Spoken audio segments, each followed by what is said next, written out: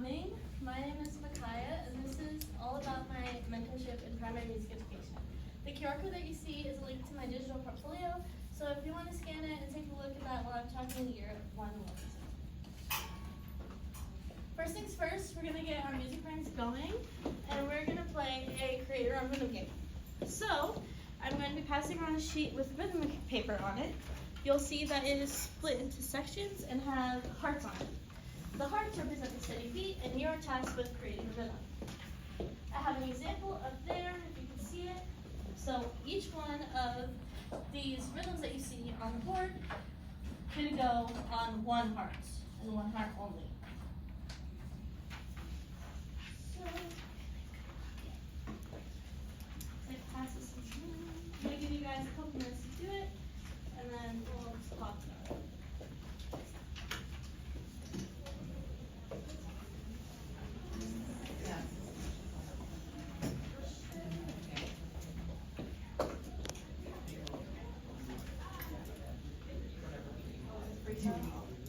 Yeah, compose whatever you'd like.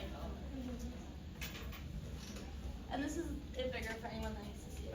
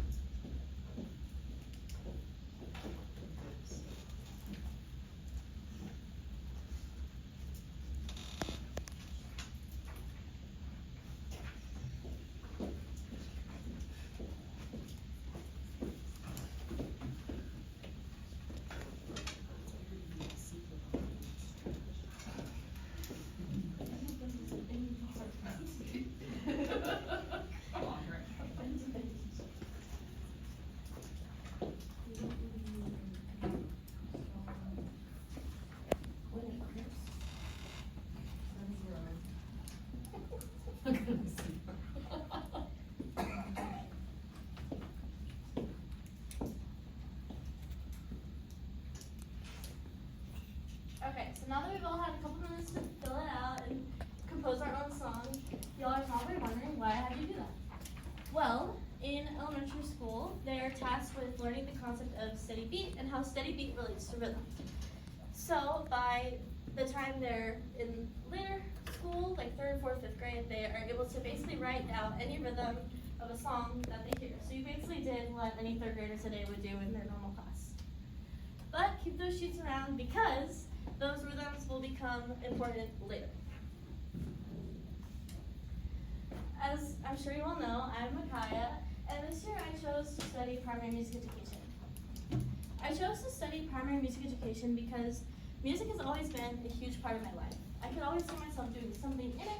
I went through various phases of wanting to be a performer, to wanting to be a private vocal coach, and finally landing on education. Now, being the vocalist that I am, I have sort of two avenues I could go down. I could go down the middle school, high school avenue and be the choir director and put on concerts and take kids to competitions, the whole nine. Or I could go in elementary and teach kids the basics of music. I ended up deciding on elementary because I love the idea of being a child's start point. As I'm sure we all know, from a very young age, the decisions a child makes and the interactions that they have with adults or people they trust influences how they are later in life. So I want to be the person that's going to push them hard, push them to achieve what they want to achieve, and let them know that anything is possible. I want to be the person that drives their passion, regardless of whether it be in music, sports, whatever it may be.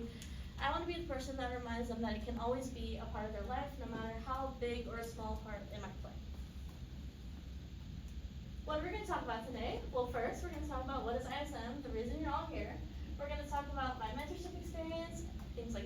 journals, everything like that.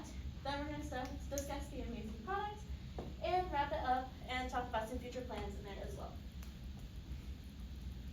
What does ISM stand for? ISM stands for Independent Study Mentorship. For the independent portion, a lot of our work was done on our own. This was because a lot of us studied very different fields, and so the assignment that we would complete looked different from person to person. Additionally, this was a college honors level class, so our teacher did not hold our hand in any way, shape, or form. We were expected to know when everything was due, how to do it, and the perfect way to get the assignment done as it relates to our field. Study. We had the freedom to choose whatever field we wanted to study. There's people in this program studying pediatric anesthesiology, family law, all the way up to beekeeping, tattoo artistry, to people like me who are studying education. There was no field that was off limits. And finally, the core part of the class is mentorship. You were tasked with finding a mentor in your desired field. This ranged from lots of research, calling, emailing, deciding who you wanted to work with and who would be the best fit for you. But now, to introduce you to my mentor is Miss Ruby Aptes, and she is the music discovery teacher at Carnahan Elementary here in Northside. She holds a bachelor's from Schreiner University in music education, as well as a master's from Texas State University, also in music education. She has been teaching at Carnahan since it opened 15 years ago in 2008, and has been teaching all around for 17 years. So it's safe to say she's got a lot of experience and a lot of knowledge. Additionally, she was my elementary music teacher. This was a picture of us in 5th grade promotion the day that I left elementary school and graduated to middle school.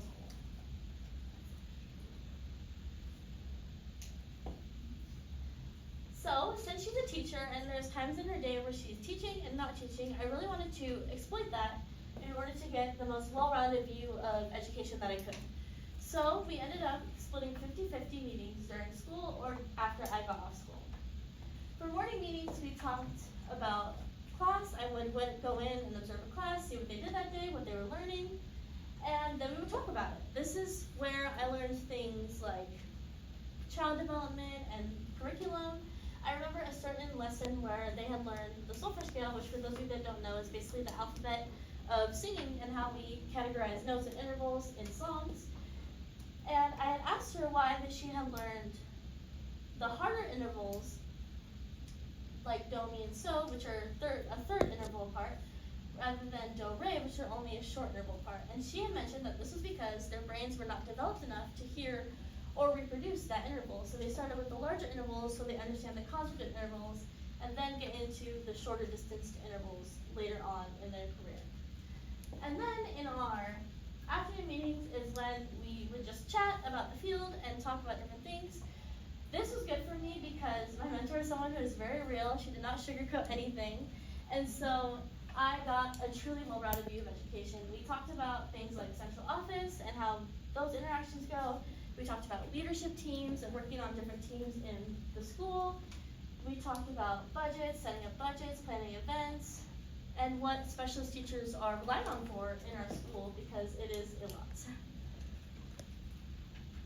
The mentor journal, this is what I brought with me to every meeting. You might see it back there, so if you want to flip through later, feel free. This is where I took all my notes. This has everything from our very first interview to my product development and product notes. This was good to keep all my thoughts in one place and be able to flip through it and make this presentation for you guys tonight. Additionally, we did lots of discussion boards throughout the years, and this can range from anything from ethics in our field to who we looked up to and various things like that. And this was fun because it was how our class kept in touch with each other in our mentorship. As I mentioned earlier, we were doing completely different fields, and so a lot of information can get lost when we're all focused on our own fields and our own work. So it was fun to hear about who the medical professionals looked up to in the medical field, or who the lawyer mentees looked up to, and hear why that is, and hear about the different ethical problems in our field, and different things like that. So it was fun to communicate.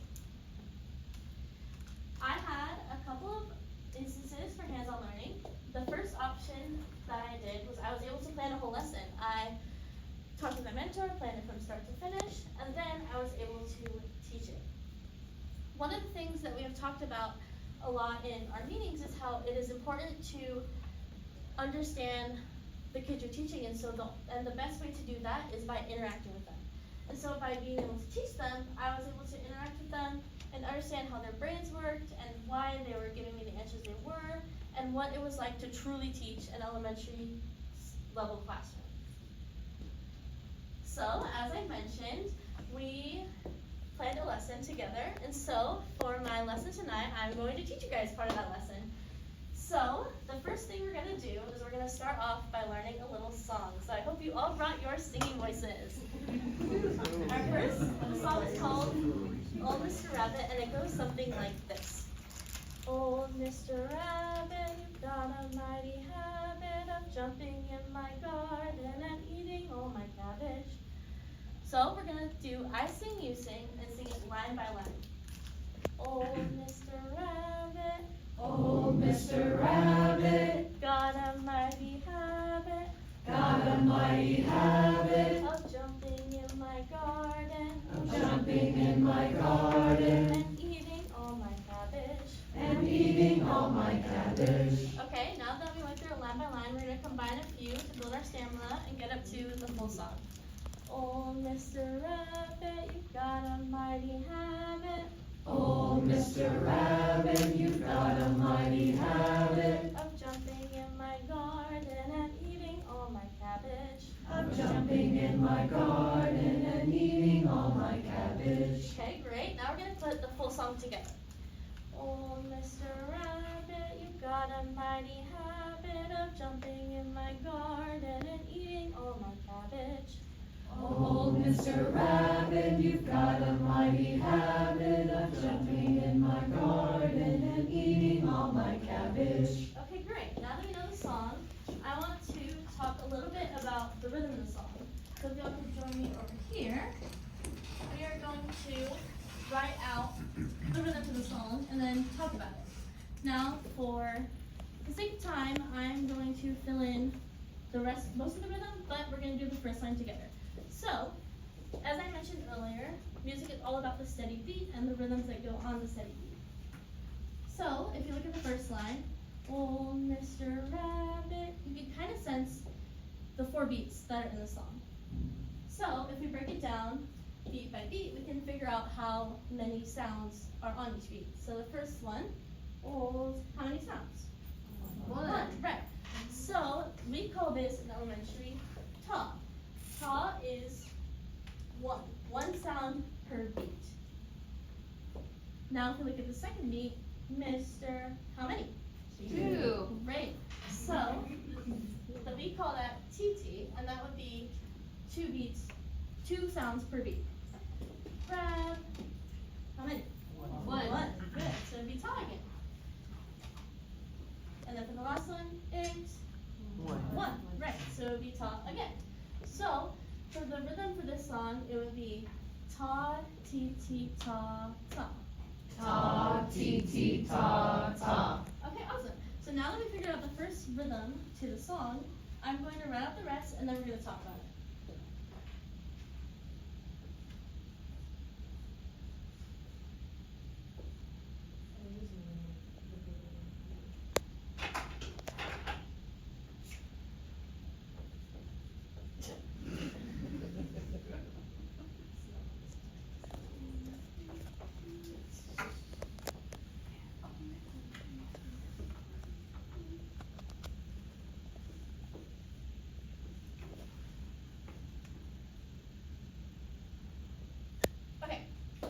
So, now that we have the full rhythm, does anyone notice anything of the rhythm? Is there something peculiar, perhaps? What's that Z? Yeah. Oh, the Z is a rest, which is a beat of silence. Okay. Yeah, you're right. So there's lines that are the same, lines 2 and 3. We call that form. Form is basically just a fancy musical word for pattern. And we label form kind of like we would a rhyme scheme with letters. So our first line would be A. Our second line would be B. Our third line would be B because lines 1 and 2 are the same. And then our last line would be C. So the form for Old Mr. Rabbit is A, B, B, C. Okay, so now that y'all have learned the lesson and understand hopefully the concept of form, let's talk about how it went when I taught this to the younger kids. So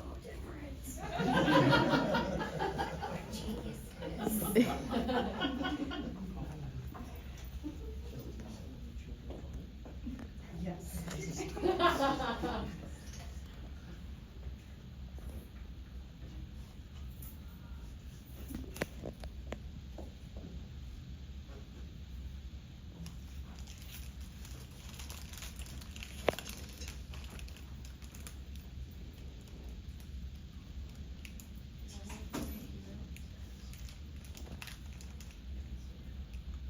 The bottom right, if you go to the bottom right where the time is. Yeah, I can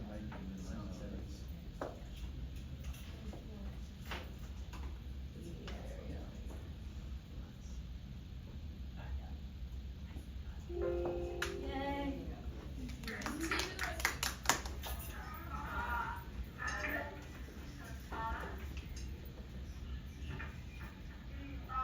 Love it, Eli. Eli said, woman's heart was writing, I got it right too. Yes, go ahead and write those reports.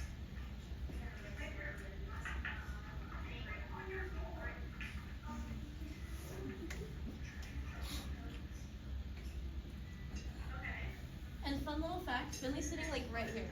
Think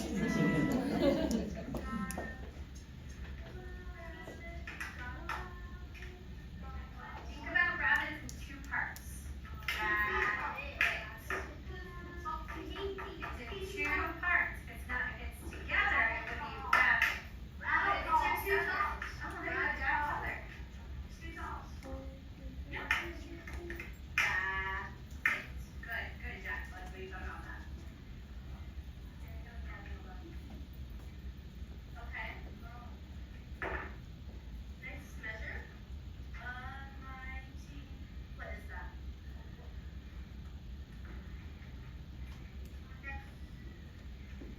Sounds like a taunt. Think about the words. God Almighty. It sounds like a taunt. God Almighty.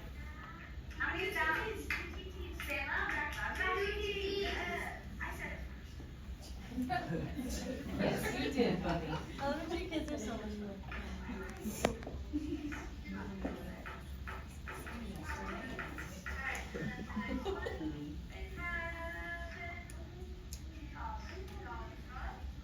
Jack, you're on fire with rhythms today, buddy.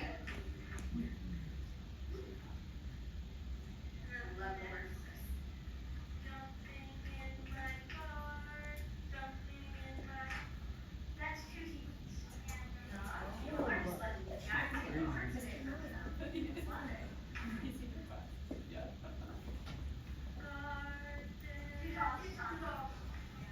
Jack, don't say anymore.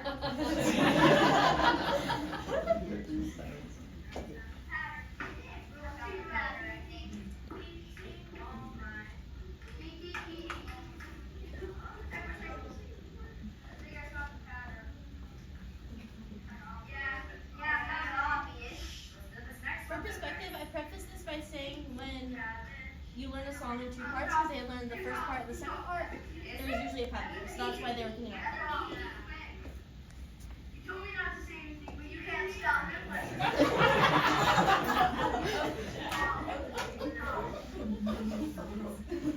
Okay, so you don't stop. Oh my cabbage. Say it loud, say it loud, say it loud, say it loud, Caitlin. Loud. The rest, the rest. I said didn't say it loud. It's a Z. Okay, that's a T. Now. And the rest of it, anything about this? Yes. Yeah. Good. Another but. What two is what line? Last name, I go 2, 3. 2, yeah, good job. So, this is called form.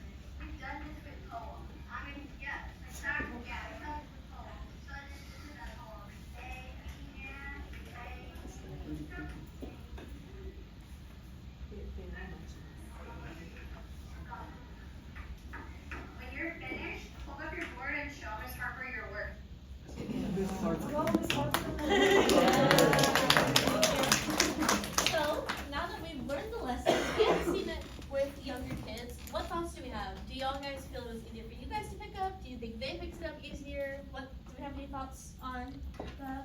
Oh, I think they did. You think they did? Yes, for sure. This was really fun because it was a class that was the GT English class, and so they pick up on things really quickly, and so this lesson could have easily been extremely different from class to class, but this was just the experience that I had. And additionally, in this video they're learning about rhythms once a week. They're talking about music once a week, whereas you guys, unless you're in choir or in some sort of musical entity, you don't have the musical knowledge. This is what you remember, and so they appear to pick it up easier because that's what they talk about on a weekly basis and what they know.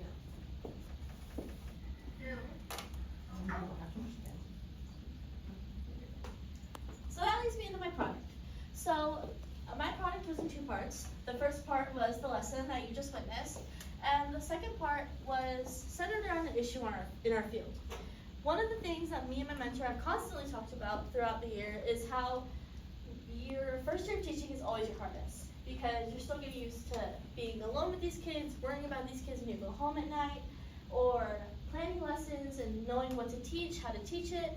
So I wanted to ease some of the burden, because especially in music, you need a certain degree of repertoire to get your things going.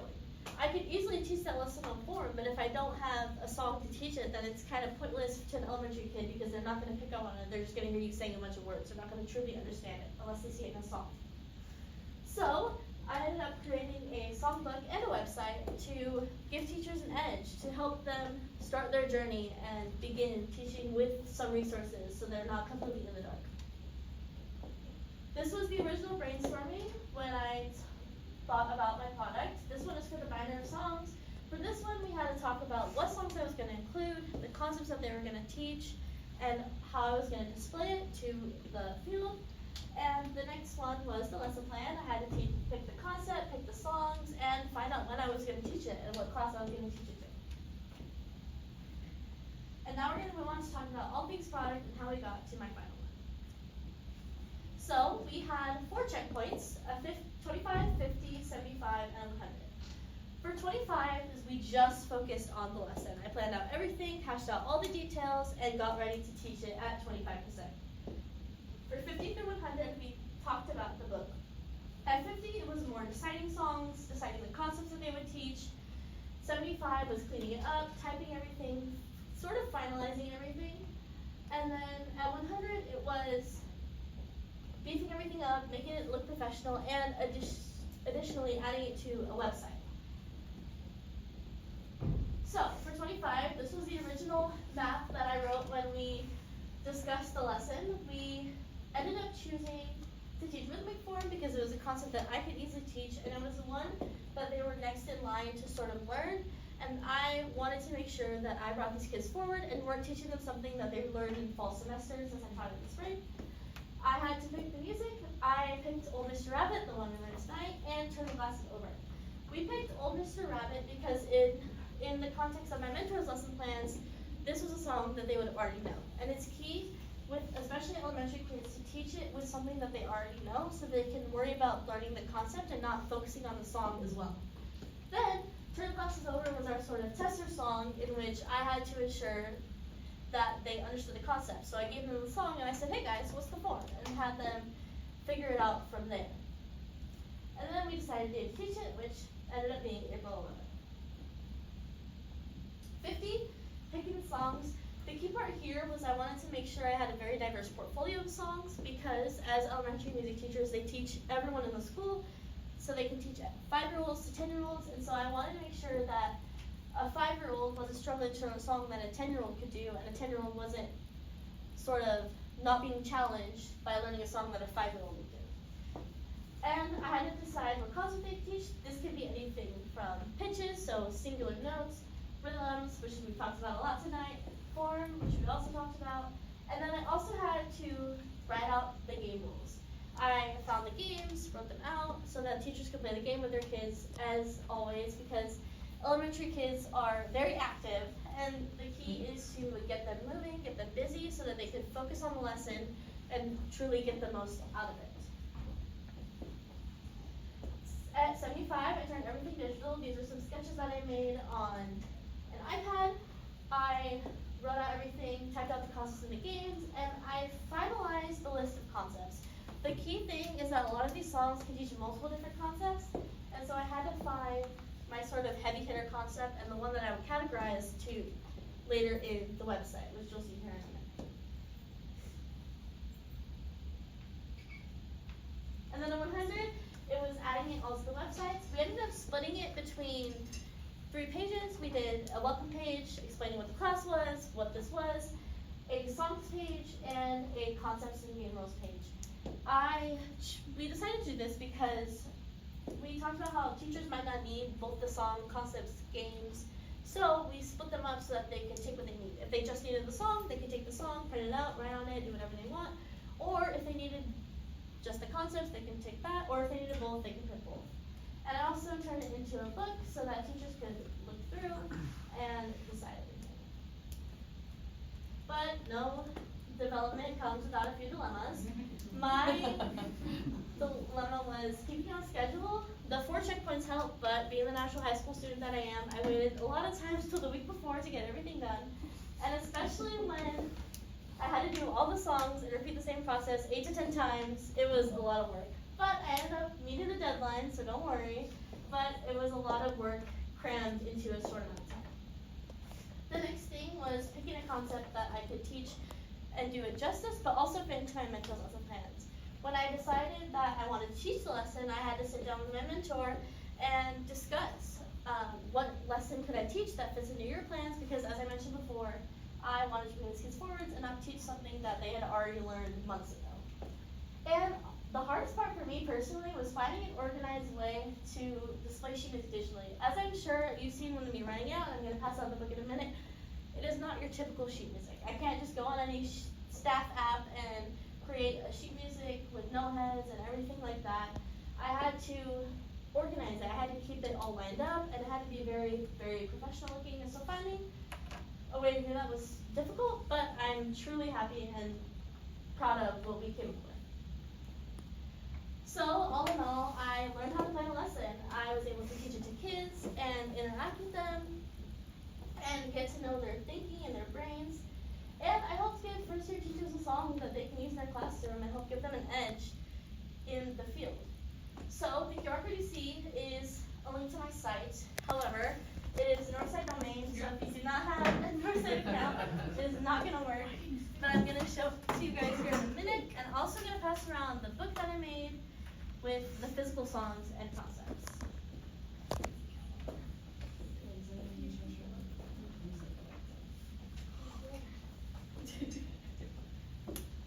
So, as I mentioned, this is the welcome page, explaining who I am, what the class is. Then, if you go to the next page, songs, these are all the songs. They're all alphabetized so that they could easily pick the songs they need and find what they needed. And then, if you go to the last page, this is the concept. So, rhythms, these songs are the best teachers for things like rhythms, pitches, so teaching certain pitches, that pitches are present a lot in that song, and form, which is what we learned tonight. And that is how I ended up creating my website and organized it in a way that would help everybody.